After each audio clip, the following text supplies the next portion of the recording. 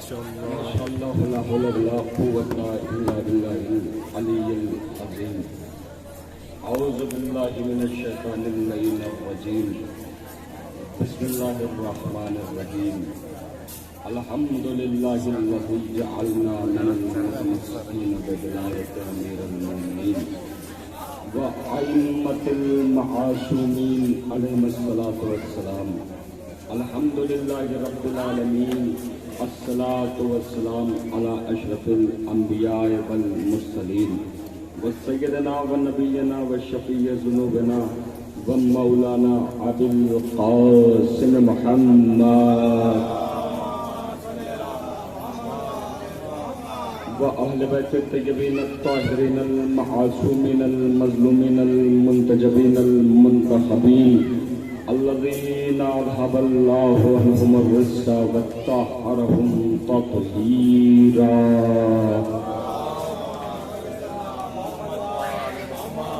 ولعنة الله على أعدائهم وقتلتهم وغاصب حقوقهم ومنكر فضائلهم ومصائبهم وولايتهم وشجاعتهم وسخاوتهم وعظمتهم وجلالتهم وعطشهم أجمعين من يومنا هذا إلى قيام يوم الدين.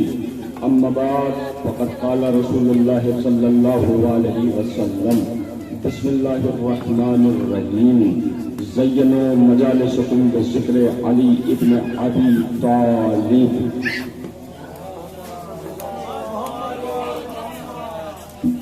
بزرگان مذہب و ملت، برادران ایمانی، دیکھیے اس پورا شوب ماحول میں عزائے سرکار سید الشہداء برپا کرنا اور اس کثرت کے ساتھ عزاداروں کا ان جلوسوں میں اور ان مجلسوں میں شرکت کرنا لائق تعریف ہے، لائق صد احترام ہے وہ عزادار جو اس پورا شوب ماحول میں عزائے سرکار سید الشہداء برپا کرتے ہیں اور ان مجالسوں اور ان جلوسوں میں تشریف لے آتے ہیں. دیکھیے میں نے رسول اکرم کی بڑی مشہور اور معروف حدیث جس میں حضور ارشاد فرما رہے ہیں کہ اپنی مجلسوں کو زینت دو علی ابن ابی طالب کے ذکر سے. ہر چیز کی ایک زینت ہوتی ہے. آسمان کی زینت اس کی بلندی ہے، ستاروں کی زینت ان کا چمکنا ہے، دریا کی زینت اس کی روانگی ہے، ان مجلسوں کی زینت ذکر علی ہے.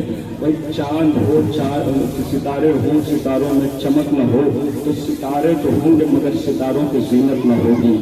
چاند ہو، چاند میں روشنی نہ ہو تو چاند تو ہوگا مگر چاند کی زینت نہ ہوگی.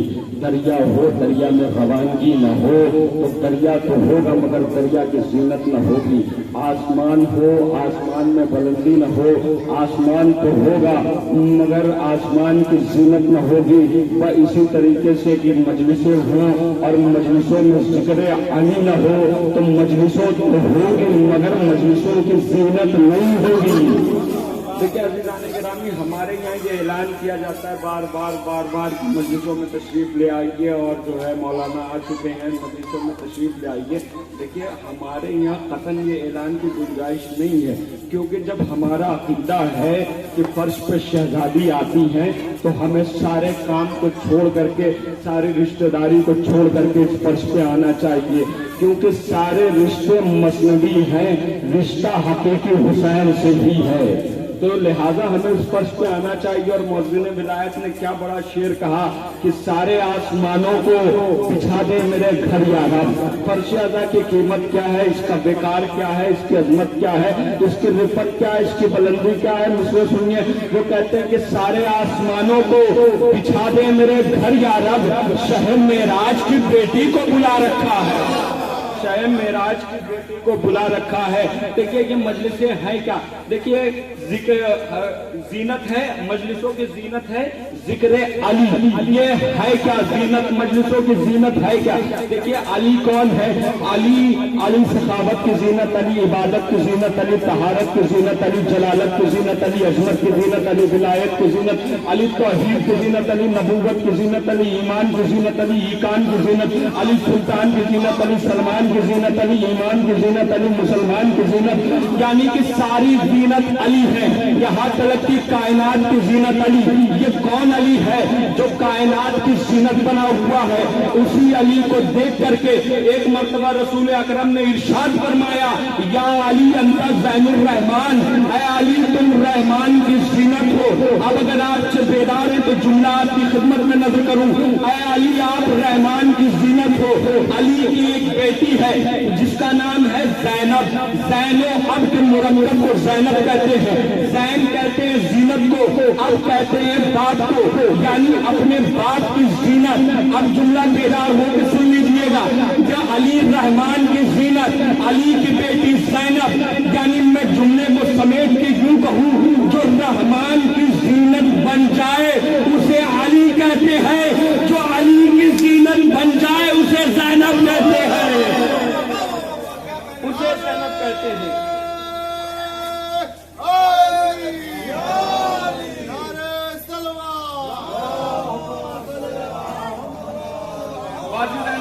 پانچ سے 7 دقیقوں میں گفتگو تمام کر دوں گا۔ جو رحمان کی زینت بنے اسے علی کہتے ہیں، جو علی کی زینت بن جائے اسے زینب کہتے ہیں۔ دیکھیے عزیزان گرامی، میں آپ کی خدمت میں عرض کروں کہ دین اسلام میں جہاں پر بہت ساری جنگیں ہیں، بہت سارے واقعات ہیں اور بہت سارے مارکے ہیں، بہت سارے معجزے ہیں، دین اسلام کا اگر ڈیپلی مطالعہ کیا جائے، تحقیق اور تجزیے کے ساتھ مطالعہ کیا جائے تو ہم کو یہ پتہ چل جائے گا کہ رسول کے زمانے سے ہی 2 جذبے تھے، ایک دین اسلام کی حفاظت کا جذبہ تھا، ایک دین اسلام کی عداوت کا جذبہ تھا۔ عزیزان گرامی، بڑی قیمتی بات آپ کی خدمت میں نظر کر رہا ہوں، لیکن یہ جذبے ظاہر نہیں ہوئے، یہ جذبے کربلا میں ظاہر ہوا۔ کون سا جذبہ؟ عداوت کا جذبہ۔ عداوت کا جذبہ، دیکھیں جذبے کا کوئی جسم نہیں ہوتا، جذبے کا کوئی پیکر نہیں ہوتا، یہ ٹنجبل ہے، اسے ہم نہ دیکھ سکتے ہیں، اسے نہ ہم چھو سکتے ہیں، اسے ہم محسوس کر سکتے ہیں، لیکن کربلا آتے آتے یہ جذبے کو ایک پیکر مل گیا، جذبہ عداوت کو ایک پیکر ملا یزید کی شکل میں۔ لیکن اگر یزید کی شکل میں اس جذبے کو پیکر ملا تو حفاظت کے بھی جذبے کو ایک پیکر ملا، وہ پیکر ملا مولا حسین کا پیکر۔ یہاں پر عداوت کے جذبے کا پیکر کو یزید کہتے ہیں، دین اسلام کی حفاظت کے جذبے کو حسین کہتے ہیں۔ عزیزان گرامی، یہ ساری بات اس بات پر تمام عالم اسلام اتفاق رکھتا ہے کہ حسین نے اپنا سر دے کر کے، حسین نے اپنا گھر دے کر کے دین اسلام کو بچایا، اور خواجہ کی ربائی کے ذریعے یہ اعلان ہوتا ہے دی اسک حسین، دی پناہ اسک حسین، حسین ہی دین ہے اور حسین ہی دین کی پناہ ہے۔ دیکھیں جب خواجہ یہ کہہ رہے ہیں حسین دین کی پناہ ہے تو یہ مسلمانوں کا خامخواہ شور مچانا کہ دین خطرے میں ہے، بچاؤ دین خطرے میں ہے، قرآن نیزے پہ بلند کیے جا رہے ہیں کہ دین خطرے میں ہے، دین خطرے میں ہے۔ اب ایسے عالم میں ہم کس کی مانے، ان کی مانے یا خواجہ کی مانے؟ بھائی صاحب ہر پڑھا لکھا ہوا آدمی یہی کہے گا کہ ہم خواجہ کی مانیں گے، تو بھائی خواجہ کہہ رہے ہیں دین حسین کی پناہ میں ہے، یہ شور مچا رہے ہیں، یہ ندا دے رہے ہیں، یہ صدا دے رہے ہیں کہ دین خطرے میں ہے۔ اما ہمیں تو ایسا لگتا ہے کہ دین خطرے میں نہیں ہے، تمہارا ایمان خطرے میں ہے، تمہارا ایمان خطرے میں۔ اچھا یہ ساری بات یہ اعلان ہوتا ہے کہ حسین نے اپنا سر دے کر کے، اپنا گھر دے کر کے دین اسلام کو محفوظ کیا، دین اسلام کو بچایا۔ اب سوال یہ ہے کہ دین اسلام کو حسین نے بچایا، لیکن حسین نے کون سا اسلام بچایا؟ حسین نے کون سا تصور توحید بچایا؟ اس کو بتائے گا کون؟ اس کو پہنچائے گا کون؟ تو اللہ نے ایک انتظام کیا زینب عالیہ کی شکل میں۔ اب عزیزان گرامی، یعنی حسین نے دین کو بچایا اور زینب کا انتظام کیا پروردگار نے کہ یہ بچا ہوا دین دنیا تک پہنچائے گی زینب۔ اب ایک جملہ کہوں کہ دیکھیے زینب اور حسین بھائی بہن کی محبت کا نام نہیں ہے بلکہ کربلا کی ضرورت کا نام ہے۔ بھائی تھوڑا سا بیدار ہو جائیے، کربلا کی ضرورت کا نام ہے۔ اچھا زینب نے یہ دین اسلام کو پھیلایا، تو پھیلایا کیسے؟ شہزادی نے یہ کہا کہ مجھے قلم دے دو، دعوات دے دو، میں رسالہ لکھوں گی، میں مقالہ لکھوں گی، اور میں رسالے کے ذریعے یہ بتاؤں گی کہ میرے بھائی نے کیا بچایا۔ نہیں عزیزو، کہا کہ ایک گھر خالی کرواؤ، میں اپنے بھائی حسین کی مجلس کروں گی۔ اچھا، گھر خالی ہوا۔ گھر کہاں خالی ہوا؟ یزید کے دربار سے بالکل لگا ہوا گھر، وہ گھر خالی ہوا۔ وہاں پر نوحہ ہوا، وہاں پر مجلس ہوئی، وہاں پر اپنے ماجائے پر زینب نے گریہ کیا۔ اب عزیزان گرامی، دربار یزید میں چھٹی نہیں تھی، دربار یزید میں تالا نہیں لگا تھا، دربار یزید کی کھڑکیاں بند نہیں تھی۔ ان نوحوں کی صدا، ان مرثیوں کی صدا، ان مجلسوں کی صدا دربار یزید میں جا رہی تھی، اور دربار یزید میں کرسی نشی تشریف فرما تھے، اور فقط کرسی نشی نہیں تشریف فرما تھے، بلکہ وہ مفتیان بھی تھے جو قتل امام حسین کا فتویٰ دے چکے تھے۔ لیکن عزیزو دربار یزید میں زینب کے گریے کی آواز دربار یزید تک جانا ملتا ہے، وہاں سے کوئی فتوی بدعت کا آنا نہیں ملتا، وہاں سے کوئی فتوی بدعت کا آنا نہیں ملتا۔ اب جملہ کہوں آپ کی بارگاہ میں، یعنی وہ مفتیان بھی بیٹھے تھے جو قتل امام کو حسین کا فتویٰ دے چکے تھے، یعنی مجلس حسین اس طاقت کا نام ہے کہ جو قتل امام حسین کا فتویٰ دے چکے تھے ان میں بھی یہ طاقت نہ رہی کہ وہ مجلس حسین کے حرام ہونے کا فتویٰ دے۔ بھائی یہ مجلس حسین اپنے کیا غیروں نے کہا، کیا کہا؟ غیروں نے کہا کہ جو مجلس حسین میں شامل دکھائی دے، کسی شیعہ کا شعر نہیں ہے، اہل تسنن بھائی کا ایک شعر ہے، سنیے اور یہی سے ربط مصاحب۔ جو مجلس حسین میں شامل دکھائی دے، جو مجلس حسین میں شامل دکھائی دے، جو نہیں آ رہے وہ آ جائیں، جو مجلس حسین میں شامل دکھائی دے وہ فاطمہ کے خلد میں داخل دکھائی دے، وہ فاطمہ کے خلد میں داخل دکھائی دے۔ جو مجلس حسین میں شامل دکھائی دے وہ فاطمہ کے خلد میں داخل دکھائی دے۔ کچھ دیر فرض کیجئے گر مجلس نہ ہو، سارا جہاں حسین کا قاتل دکھائی دے، سارا جہاں حسین کا قاتل دکھائی دے۔ عزیزان گرامی، یہ مجلس حسین ہے، اور ایک بات آخری میں پیغام کے طور پر لیتے جائیے گا۔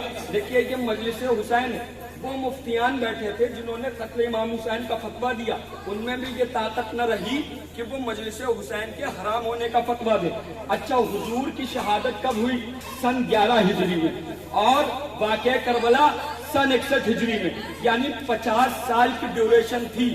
50 سال کے مفتیان زیادہ جانتے ہیں مولانا، یا 1450 صدی کے بعد والے مولانا زیادہ جانتے ہیں؟ بھائی کون مفتی زیادہ جانتا ہے؟ بھائی جو رسول کے 50 سال کے بعد یہ واقعہ ہوا وہ مفتی زیادہ جانتے ہیں، یا 1450 سال کے بعد والے مفتی زیادہ جانتے ہیں؟ کہا کہ نہیں سرکار، یہ ہے کہ رسول نے ماتم نہیں کیا، رسول نے یہ نہیں کیا، اور ہم رسول کی سنت پر عمل پیرا ہونے والے ہیں، لہذا اس وجہ سے ہم ماتم اور مجلس نہیں کریں گے۔ تو عزیزان گرامی، میں ان کی خدمت میں عرض کروں گا کہ اب آج کے بعد اپنے باپ کو سلام نہ کرنا۔ اللہ اکبر، آپ پہ نیند کا غلبہ طاری ہے۔ آپ اپنے باپ کو سلام نہ کرنا۔ کہا کیوں؟ اس لیے کہ رسول نے اپنے باپ کی تعظیم نہیں کی، رسول نے اپنے باپ کو سلام نہیں کیا۔ کہا کہ کیوں؟ اس وجہ سے نہیں کیا کیونکہ رسول کے زمانے میں رسول کے بابا نہیں تھے۔ تو میں عرض کروں گا اگر رسول کے زمانے میں واقعہ کربلا ہوتا تو رسول ماتم بھی کرتے، رسول تعزیہ بھی اٹھاتے، بھی اٹھاتے۔ اور عزیزان گرامی، وقتاً فوقتاً رسول بتا چکے ہیں اور عزاداری کے حوالے سے کہ میرا یہی بیٹا ہوگا جسے 3 دن کا بھوکا پیاسا شہید کیا جائے گا۔ ام سلمہ کو وہ خاک دینا، کربلا کی خاک، جسے دیکھتے رہنا سن 61 ہجری کا 10 محرم ہوگا، یہ خاک خون میں تبدیل ہو جائے گی۔ ارباب ادا، آپ مسلسل مصروف ادا، بس 3 سے 4 منٹ میں اپنی گفتگو سمیٹ دوں گا۔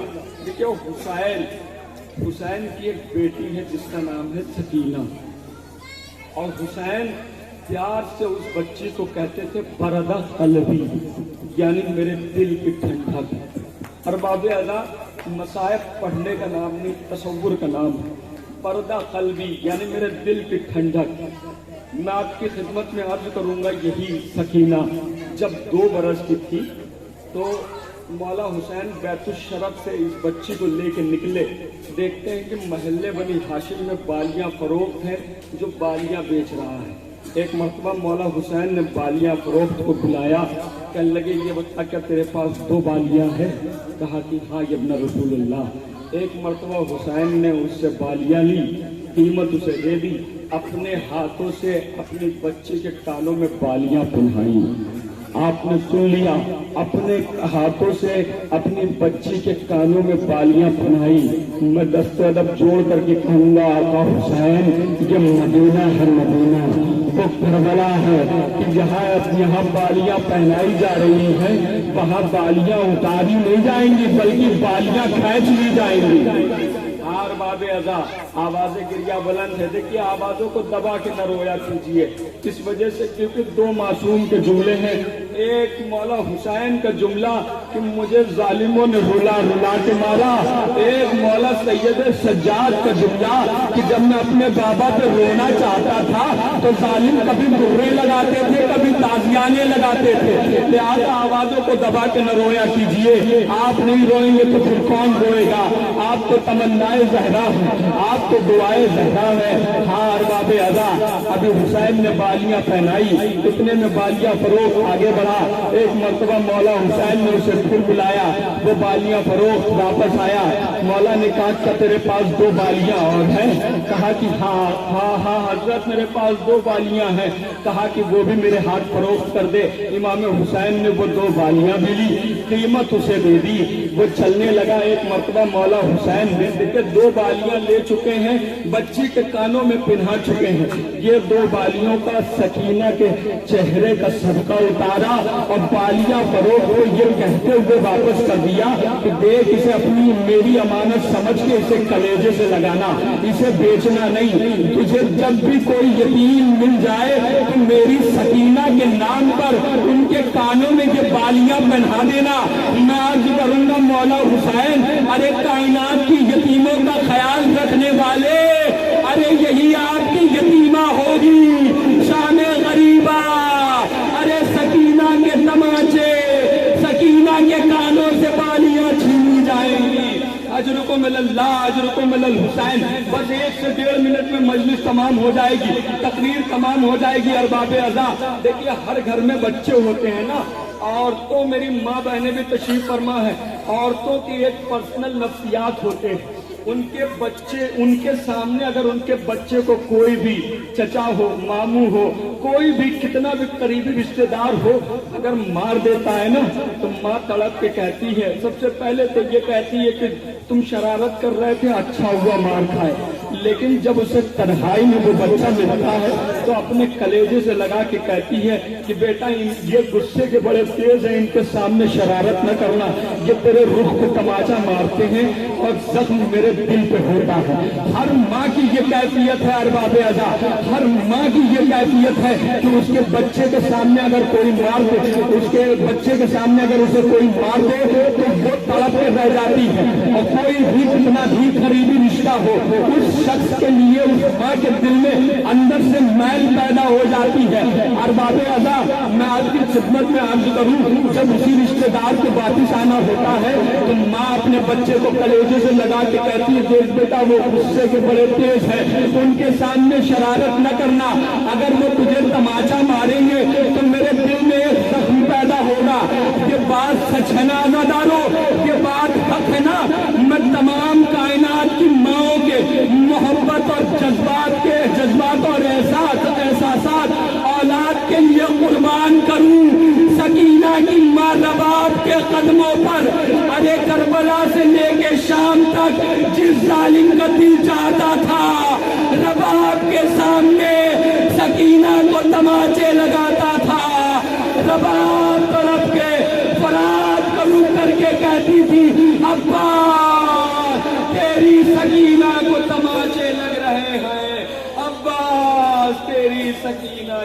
दामनों से बालियां